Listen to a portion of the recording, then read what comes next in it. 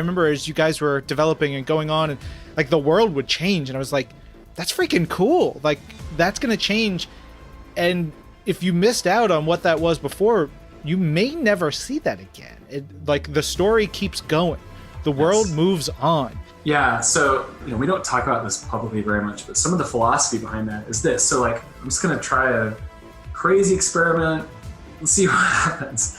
And so we were like, what if instead of treating it like a normal narrative, I'm gonna create a world where the island is the main character. We've kind of planned it that way. Like I have the story planned out for many, many, many years, and we're only 3 years into an arc that we have way planned out, like the big beats of how it'll all work. And I'm like, I'm gonna give the island kind of that traditional journey, and I'm never gonna take your agency away from you.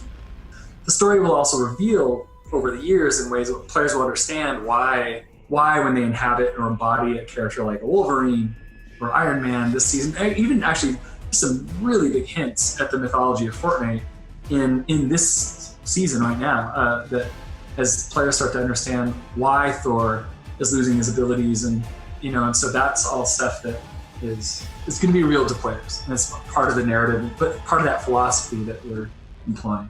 What about the Marvel of it all? How does Marvel then become part of this grand plan for you? So my hope from day one was that I could find partners, a lot of the awesome Marvel folks and Disney folks, and could share the vision of what the story of Fortnite is, which in a lot of ways will start to be revealed to players more and more, that it is kind of this nexus of all these realities, and that's important to the Fortnite narrative. And so I wanted that narrative from the start. And so I knew I needed people to kind of come there with me. We're just getting started. So this is where, so all of us, when we said, like, this has been years in the making.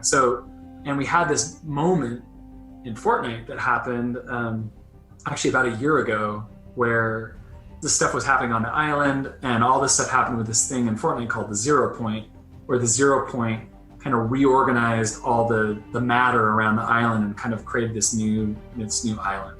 The films were just kind of wrapping up with all the Thanos kind of storyline and stuff, and I'm like, okay, what would, in the Marvel universe, like what would be the thing that would kind of trigger this moment? I'm like, of course it's Galactus. Like Galactus is the Eater of Worlds. That's the moment that attracted Galactus. Galactus kind of felt this reorganizing of reality, and was like, there's this energy source at the kind of the center of everything.